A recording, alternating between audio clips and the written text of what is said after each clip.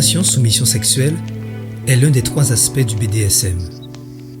Pour ce qui est de la soumission, plus précisément, il s'agit d'un jeu de comportement et de désir dans lequel une personne souhaite être dominée par une autre dans un but érotique et sexuel. Le jeu excitant pour le duo dominant-soumis est donc un échange mutuellement consenti, basé sur la confiance, la communication et un respect total dans lequel les partenaires peuvent s'explorer émotionnellement à travers leur sexualité. C'est une manière pour les soumis de s'abandonner à l'autre avec un seul but, le plaisir. C'est en tout cas le choix de notre invité du jour, mieux qu'Anastasia Steele. Bonjour, je suis Arlette et j'ai 40 ans. Écoutons son témoignage. Attention, certains propos peuvent choquer des oreilles sensibles. Bonjour Arlette, merci d'avoir accepté de faire cet épisode avec moi aujourd'hui. Quand on a fait un peu connaissance pour préparer l'émission, il y a une phrase que tu as dite qui m'a beaucoup plu. Ton attention avait été attirée par le podcast encore parce que, donc je te cite, un homme qui s'intéresse à ce qui se passe de l'autre côté. J'ai trouvé ça très beau comme phrase.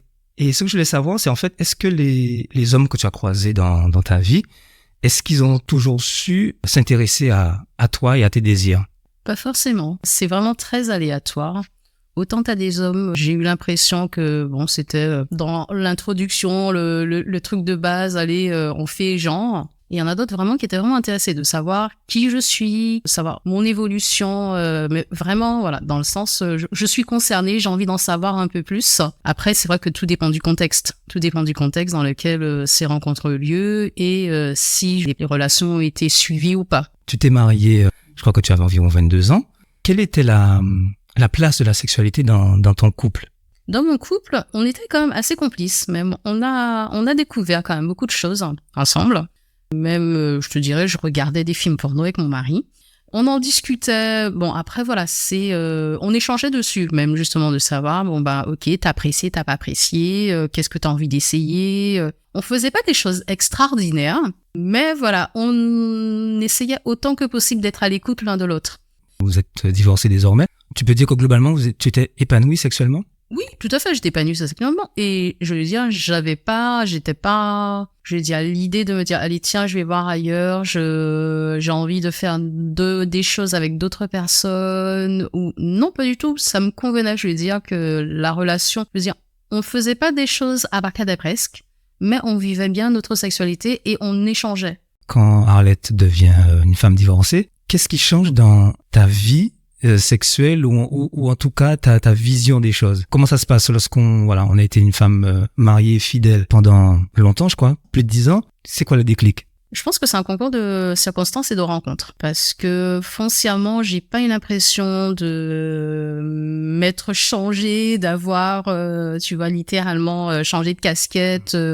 Non, je pense que c'est une question de rencontre et comme je t'ai dit auparavant, une question aussi de confiance. Parce que si j'ai été amenée à expérimenter d'autres choses, c'est parce que justement j'ai rencontré des personnes avec lesquelles j'étais en confiance et qui m'ont en quelque sorte tenu la main d'un certain côté, me dire allez tiens, on va aller là, on va faire telle chose, qu'est-ce que tu as envie qu'on fasse. Moi-même peut-être que je me mettais une barrière. J'ai eu l'occasion d'en discuter avec un homme avec qui j'étais en relation. Je pense moi-même que je me mettais une barrière sans m'en rendre compte parce que, je veux dire, j'étais dans un cadre de vie classique qui me convenait et je cherchais pas à aller plus loin. Avec le temps, peut-être que j'aurais eu des questions, mais je veux dire, ça me convenait tel quel. Je cherchais pas à aller voir ce qui se passait de l'autre côté, même si je savais qu'il y avait des choses qui se passaient de l'autre côté. Et ces barrières, est-ce que tu as eu l'occasion de réfléchir et de savoir d'où elles pouvaient provenir? Je pense que c'est quand tu connais pas quelque chose, même si tu sais que la chose existe, mais que tu la connais pas, tu l'expérimentes et tu te dis, ah ouais, mais bon, je pense pas que c'est pour moi. Je pense pas que j'aurai le courage de le faire. Voilà, mais c'est plus soi-même, en fait. Parce que quand tu regardais des films porno, j'imagine que ça t'est arrivé de voir certaines pratiques, certaines choses et tout. Tout à fait, mais de se dire, ça paraît tentant, mais non, je me vois pas. C'est plus, en fait, soi-même de se dire, ouais, non, mais non. Et à l'époque, tu n'as pas eu le mari qui, justement, t'a pris la main pour te dire, allons essayer, contrairement à ces hommes que tu as pu rencontrer. Vu la relation qu'on avait, qu'à un moment donné, peut-être qu'on en serait arrivé là, ou pas. Mais je veux dire qu'à ce moment-là de notre relation, la question ne s'opposait pas. Ce n'était pas une recherche, ce n'était pas une quête. comme tu disais, vous étiez dans ce train de vie classique. On était dans notre cheminement et dans lequel, il n'y avait pas à redire à ce moment-là. Arlette, venons-en justement à ces choses dont tu parlais, ces choses que tu as découvertes. Il y a ce qu'on appelle le BDSM, bondage, domination, discipline, soumission et sadomasochisme. C'est bien ça, tu confirmes? Ça, tout à fait. Comment ça se passe la première fois? Comment est-ce que cet homme introduit le sujet, l'idée de pratique BDSM et surtout, comment toi, il te propose d'entrer dans le rôle de soumission, de soumise? Alors, c'est vrai que c'était quand même un cheminement, je veux dire, c'est pas quelque chose qui a été frontal. C'est quelque chose qui s'est fait au fur et à mesure et finalement, je me rends compte en fait que, tu sais, c'était par petites touches. Par petites touches. À chaque fois qu'on se voyait, t'avais un petit peu de proposait, me disait, allez, tiens, est-ce que tu veux essayer? Est-ce que, en même temps, on en a discuté. Bon, je veux dire, on a discuté du sujet parce que dans le BDSM, l'une des règles, c'est justement cette notion de consentement. Et même souvent dans les relations BDSM, tu as un contrat qui peut être verbal ou écrit et qui justement définit les contours de la relation et dans lequel le soumis et son maître justement définissent quelles sont les pratiques qui peuvent être faites dans ce cadre ou pas. Et même tu as le choix, comme on dit, d'un safe word qui, une fois qu'il est prononcé, tout s'arrête. Quelle que soit la raison, tout s'arrête. Avant même, je veux dire, de rentrer proprement dit dans le BDSM, donc d'avoir tout acte lié à la pratique BDSM, faut déjà ce temps de discussion, ce temps de réflexion. On peut pas se lancer comme ça dans le BDSM et se dire, allez tiens, on y va. Alors, tu disais que ça s'est fait donc par petites touches. Ça a commencé comment? Par quelle pratique et petit à petit, comment ça a évolué? Alors, je te dirais, cet homme-là, j'ai vu beaucoup de films avec lui. On a échangé beaucoup et même on a discuté beaucoup. Et c'est à travers justement nos discussions, il m'a proposé, ça m'intéresse, je suis sensible à ça. Au départ, qu'est-ce que tu en penses? Est-ce que ça t'intéresse? Est-ce que tu as essayé? Il avait déjà expérimenté, mais ça restait quand même relativement soft. Je lui ai permis également, tu vois, d'expérimenter des choses auxquelles il avait songé, mais que, n'ayant pas trouvé forcément quelqu'un en face, donc les choses n'ont pas été tentées. C'est vraiment graduellement. Je peux pas te dire qu'il y a eu un élément déclencheur, mais c'est vraiment nos échanges qui ont fait que les choses se sont faites, mais il n'y a pas eu, je te dirais, il n'y a pas eu un jouant comme ça. Allez, tiens, on saute dans le bain. Et sur le rôle de soumise, c'est pas anodin. Qu'est-ce qui t'a plu, justement, dans ce jeu de rôle? Le fait d'être aux ordres et à la merci de maître. Alors, aux ordres et à la merci, c'est ça me fait un peu rire parce que oui, ok, en quelque sorte, je te dirais, je dépose qui je suis dans les mains de quelqu'un d'autre. Et je n'aurais pas pu faire ça si je ne savais pas que la personne en face de moi n'allait pas abuser de son pouvoir. De ce pouvoir et surtout, n'allait pas abuser de mon intégrité.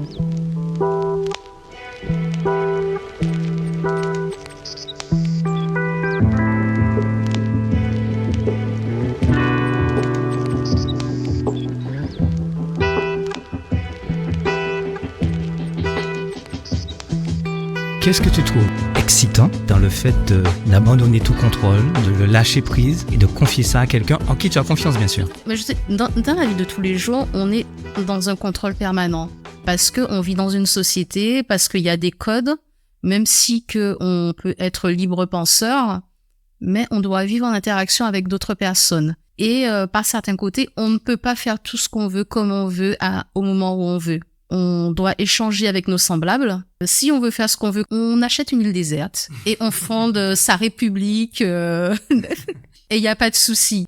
Et puis, il s'agit de sexe, c'est de l'ordre de l'intime. Comment je pourrais t'expliquer ça? C'est...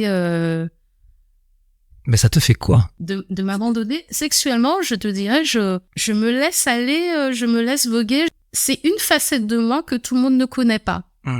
Je ne milite pas, je porte pas en porte-étendard, mais ça me fait bizarre parce que tu sais souvent en fait, certaines personnes avec qui j'ai eu à échanger me regardent et me disent ah ouais, j'aurais pas pensé. Genre je te donnerais bon Dieu sans confession. Comme si tu faisais quelque chose de mal. Du style comme si ce que je fais c'est très tabou, c'est très mal vu, alors que pas du tout. Il y a beaucoup de gens qui, je veux dire, c'est pas du BDSM proprement dit, mais beaucoup de pratiques issues du BDSM sont utilisées dans les relations sexuelles. Je veux dire, par exemple, t'as le film 58 degrés qui est sorti. Que tu as détesté. Que je détestais parce que c'était très édulcoré et que ça donnait une vision romancée du BDSM. J'étais pas forcément à cette époque-là, j'étais pas forcément dans la relation. Mais il y a beaucoup de personnes autour de moi qui ont eu l'impression de découvrir le BDSM, OK, je veux bien, mais qui sont restés sur cette espèce de truc romantique, comme on dit vanille, tu vois, dans le milieu BDSM, on parle justement de vanille, je veux dire les gens avec une relation sexuelle classique, voilà, qui reste dans un schéma classique, sans plus, ok, on va un petit peu pimenter le truc, mais bon, sans avoir l'implication du côté BDSM, où vraiment on est en conscience. Tout ce qu'on fait, on le fait en conscience. On ne le fait pas parce que, allez, tiens, comme ça, j'y vais, non. Cette conscience, justement, de se laisser aller, d'accepter de prendre son plaisir. Et dans le BDSM, c'est ça, qu'on soit soumis ou qu'on soit maître, c'est justement d'avoir conscience qu'on est là pour pouvoir vivre sa sexualité pleinement. Si je te suis bien, et évidemment, tu me dis si je me trompe, c'est un exutoire pour toi. Quand tu parlais de ta vie de tous les jours, tandis que là, ok, Arlette elle dépose tout et elle se lâche. Je dépose tout. Je dépose tout. Voilà, on y va. On prend ce qu'on a à prendre. Après, voilà, c'est pas, je veux dire, satisfaisant tout le temps. Par exemple, il peut y avoir des sessions avec un pack, donc par exemple de la flagellation ou autre. Même si que d'un certain côté, on prend, je veux dire, son plaisir. Mais bon, après, il y a quand même les bleus, il y a les traces, tu vois. Et sur le coup, même, t'as la peau qui brûle ou autre. Voilà, t'as les petits à côté qui sont pas très agréables, même si que sur le coup, t'es dans une espèce d'extase et tu prends ton plaisir. Mais après, le lendemain, ah ouais, on a peut-être un petit peu abusé, tu vois. Je vois. Alors, parce que c'est la question que j'allais te poser, d'être dans cette posture, donc enfin ce rôle, pardon, de soumission, est-ce que c'est corrélé au masochisme, c'est-à-dire prendre son plaisir par la douleur? Visiblement, oui. C'est pas, je veux dire, c'est pas obligatoire. C'est pas obligatoire. Après, dans la pratique, il y a tout un panel de choses que tout n'est pas obligé de passer par la douleur. Moi, je te dirais, ça a été en fonction des périodes. Il y a des périodes où, ok, j'étais peut-être plus encline à aller, tiens, oui, je voudrais vraiment me ressentir de la douleur pour approcher cette extase. Et des moments où non, c'est vraiment plus en étant dans cette espèce de contrôle, ok, je suis la soumise, mais par exemple, tu vois là, tu peux te retrouver par exemple dans une position où ok, tu es dans une position, tu ne bouges pas. Et autour de toi, tu as tout un tas de sensations, par exemple, la personne peut t'effleurer, peut, je sais pas, ça peut être le fait de te titiller à certains endroits de ton corps, ou encore, tu sais, par exemple, on peut utiliser, tu sais, les bougies. La cire. Voilà, la cire ou autre. Et c'est dans une espèce de sensualité, de douceur, mais en même temps, ça t'amène, tu vois, à lâcher parce que tu peux être entravé, tu peux avoir les yeux bandés ou pas, mais il n'y a pas forcément cette notion de douleur et qui souvent, je veux dire, dans la croyance, on pense qu'on associe le BDSM uniquement à cette douleur. Ça peut être des suspensions, des entraves, la flagellation, des passe-tétons. Voilà, des passe-tétons ou pour les hommes, ça peut être des cages de chasteté. Une palette extrêmement diverse. Voilà. Et dans le milieu BDSM, tu as plusieurs familles. T'as des fétichistes, bref, t'as des gens. Et quelle est ta famille, Arlette? J'ai pas de famille parce que il y a plein de choses qui m'intéressent. Mais en même temps, il y a certaines pour lesquelles je regarde encore et je me dis, ouais, ok, du style, par exemple, t'as les gens qui aiment se costumer. Tu sais, ça peut être les gens qui aiment être, tu sais, costumés comme étant des bébés et en quelque sorte être dans cet état régressif. Les couches. Voilà, tout à fait, avec un maître, bon, ben, qui est le papa, la maman, voilà, ou encore t'as des gens, ils aiment être déguisés, par exemple, ça peut être en animaux. On peut mixer plein de choses. Je te dirais que en soi, ça te permet de te libérer. Sois qui tu as envie d'être. En tout cas, toi, si je comprends bien, c'est cette partie justement déguisement et tout que tu regardes pour l'instant un peu de loin. Oui, tout à fait. Je regarde de loin. C'est pas quelque chose qui, pour l'instant, que j'ai eu envie d'expérimenter. Je sais que ça existe, mais c'est pas voilà. Je te dis pas peut-être que demain je me réveille, je me dis allez bah tiens. J'en ai parlé avec Bonnie. Ah ben tiens, demain je vais le faire. J'en sais rien.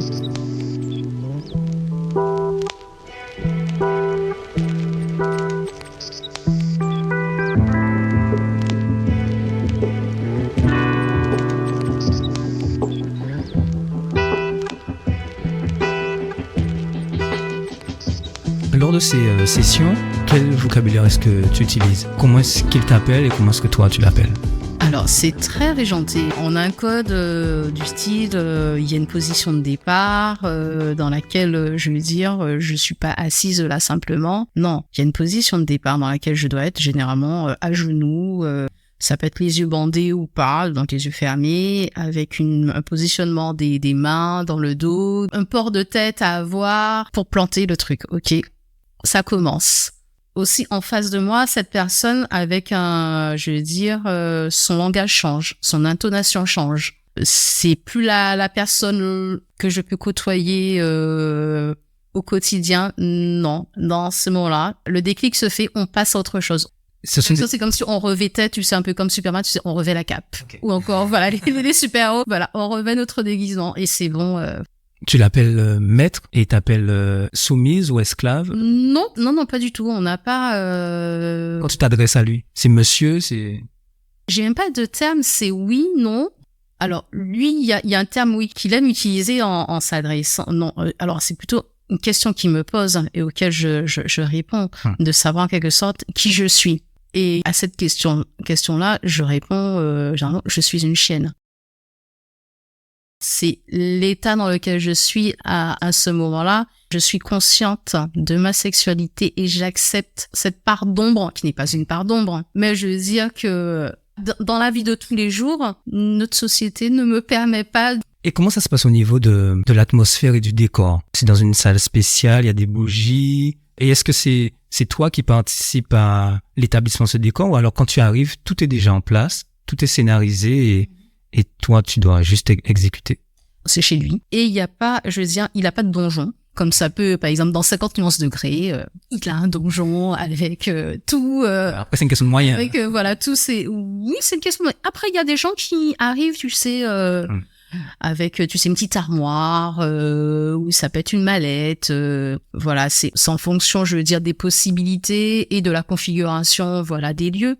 Oui, généralement, je veux dire, il a fait une mallette avec tous les accessoires qu'on pouvait utiliser, qui étaient à disposition, qui étaient là, que soit elle était déjà là au moment où j'arrivais, ou soit on allait la chercher. Après, c'est vrai qu'on pouvait l'utiliser, je veux dire, dans ce cadre, BDSM proprement dit, et avec justement cette relation dominant-soumis, ou non, juste amant-maîtresse.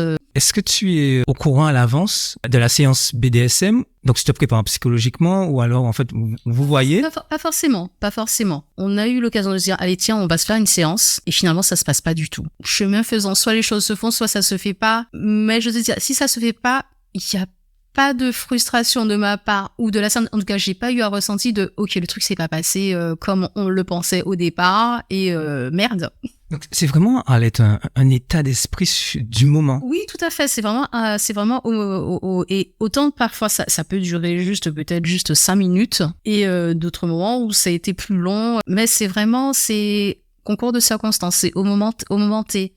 On peut venir avec une idée, mais finalement que les choses ne se sont pas faites telles quelles. Il y a une question qui me vient en tête parce que quand je t'en entends parler, c'est vraiment, donc voilà, quelque chose quand même de très lié au sens, très lié à l'humeur du moment, ton état, ton humeur, ton état psychologique. Est-ce que tu irais jusqu'à dire que l'ambiance, le décorum autour du BDSM, parfois, t'apporte plus d'excitation que l'acte sexuel proprement dit? Est-ce que ça va jusque-là? Et est-ce que ça arrive que vous soyez dans une séance BDSM et qu'il n'y ait pas acte sexuel, oui, mais qu'il n'y ait pas de pénétration?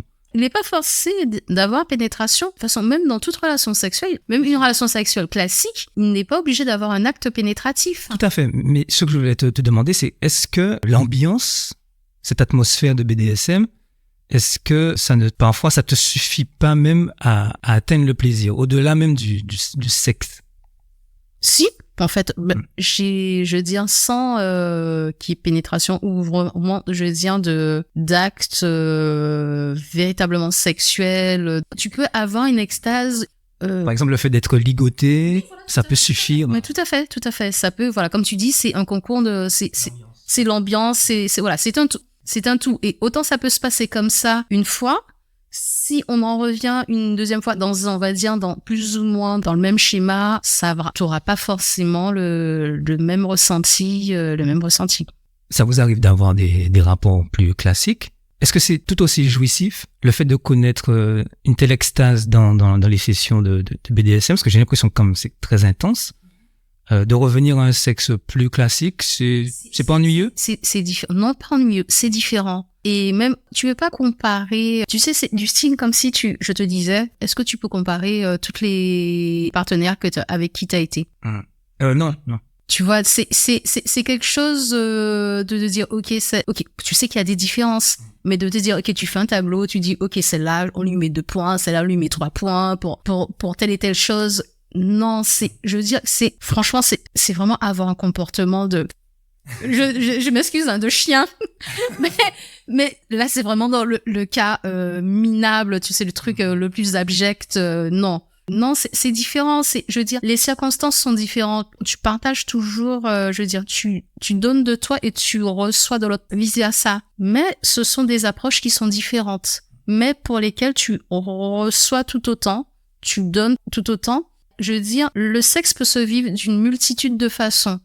Le BDSM, c'est un cas. Ça peut être le tantra. Ça, à tout un chacun de trouver ce qui lui sied. Tu peux faire un mixte de plein de choses, tout comme aussi tu peux finalement en fait ne rien faire et juste tenir la main de ton partenaire. Mais là, Arlette, je faisais référence à des rapports avec la même personne. Oui, tout à fait. Voilà, c'est-à-dire que non, mais tout à fait. que tu aies des échanges plus classiques ou BDSM avec lui, c'est autre chose. Voilà, c'est juste différent, mais il n'y a pas plus de plaisir. Non, tout à fait. C'est différent, mais tu peux avoir tout autant de plaisir dans tous les cas. Juste une petite parenthèse, parce que tu parlais d'accessoires et de mallettes, donc avec plusieurs outils et tout. Quels sont ceux que toi tu préfères et est-ce que ils apportent tous ce plaisir identique? J'entends par exemple, tu parlais de bandeau, on parlait de shibari, donc les liens, les menottes et tout. Est-ce que tout ça t'apporte le même plaisir ou en fonction de l'accessoire utilisé, il y aura quelque chose de différent? C'est comme tu disais, c'est lié au contexte et à l'état dans lequel on est à ce moment-là, parce que par exemple, là, tu faisais référence au shibari. On peut donc être attaché et ok, tu peux être attaché de la même façon, par exemple, dans deux séances différentes, peut-être pas l'une après l'autre, mais bref, tu vois. Et finalement, en fait, parce que ce jour-là, tu es peut-être un peu plus, je veux dire, zen, un peu plus, le ressenti ne sera pas le même. C'est tout un ensemble de choses. Le décor peut être le même, mais c'est vraiment toi et aussi la personne qui est en face de toi. Donc c'est très aléatoire. Ce que je voudrais te dire, c'est que parfois on se fait toute une montagne. On a envie d'aller dans l'extraordinaire, que le sexe, il faut toujours que ça soit extraordinaire, que ça soit plus. La performance. La performance. Et non. On n'a pas besoin de ça. C'est une fausse idée, cette histoire de performance que, ok, il faut que mon partenaire, il soit comme un sauvage, je sais pas où il soit très bien membré, il soit très ci, très ça, ou encore que la femme, que ça soit une femme fontaine. Non, pas du tout. On est tous différents et même le plus petit truc peut parfois nous mettre dans un état pas possible. Et tu te dis, ah ouais, ok, d'accord. Il a peut-être fallu juste que la personne me passe le téton. Et c'est parti. Et c'est parti. Et tu vois, c'était rien. Voilà. C'est surtout, en fait, de se dire, c'est pas parce que en face on vous renvoie, je veux dire, les médias, surtout maintenant qu'on a accès à plein de choses, et que les médias et aussi, je veux dire, les discussions, les gens vous disent oui, non, mais il faut que ça soit comme si, que forcément il faut reproduire la même chose. Non, c'est déjà soi-même. Est-ce qu'on est à l'aise avec ce qu'on fait? Si tu n'es pas à l'aise avec la situation, avec la personne, passe ton chemin. C'est un très beau message. En parlant de message, pour terminer, Arlette, aujourd'hui, tu regardes la jeune adulte ou jeune adolescente que tu as été. Quel conseil tu lui donnerais avec tes yeux d'aujourd'hui? Je dirais tout simplement, prends ton temps. Prends ton temps, fais les choses au moment où tu as envie de les faire. C'est ça que j'ai envie de lui dire. C'est vraiment prends ton temps. Ok. Donc, on était dans le passé et on va faire un bond dans le futur. Aujourd'hui, pour la suite de ton parcours affectif et sexuel, qu'est-ce que tu te souhaites? Peut-être que demain, je vais revenir dans un schéma. Je ne sais pas. Peut-être que je n'aurai plus de vie sexuelle. J'en sais rien. Tu sais, je ne sais pas de quoi demain sera fait. Tout ce que j'espère, c'est pouvoir encore ressentir ce plaisir, même quelle que soit la façon dont j'y arrive. Parce que qui sait, peut-être que demain, je peux me retrouver handicapée ou autre, ou peut-être que mon partenaire peut avoir des difficultés, ou même moi-même, quel que soit. Mais c'est pouvoir approcher cette jouissance, quels que soient les moyens. C'est ça, c'est ne pas rester figé et de façon, voilà, avec l'âge, même comme on dit, la sexualité, elle vient à être différente. Donc, c'est trouver qu'est-ce qui nous convient à ce moment-là.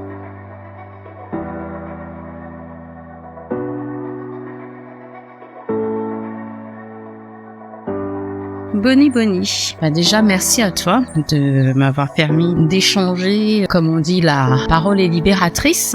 Cette expérience, je l'ai plutôt bien vécue. Bon, peut-être au départ quelques appréhensions, ne sachant pas exactement comment les choses allaient se passer, ce qui est tout à fait normal dans toute nouvelle expérience, mais plutôt la mise en confiance. Donc, ça m'a conforté dans mon idée de pouvoir partager mon point de vue autour de la sexualité, de mes expériences. J'encourage aussi bien les femmes, tout comme les hommes, à pouvoir ouvrir la discussion. Notre société évolue, mais il y a encore des sujets, dont le sexe, qui sont encore tabous. Je ne dis pas qu'il faut tout accepter, mais déjà ne serait-ce que le fait de pouvoir en parler de façon un peu plus légère, sans pour autant renier certains principes ou certaines valeurs, serait des plus faciles et permettrait d'éviter certains écueils qu'on peut rencontrer au cours de notre vie, autour de nos échanges avec les partenaires.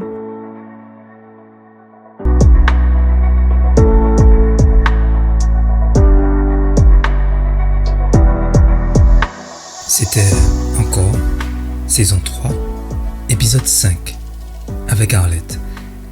Merci de ton écoute, et puis maintenant, tu en as l'habitude. N'hésite pas à partager autour de toi, car on ne jouit bien que de ce qu'on partage. À bientôt.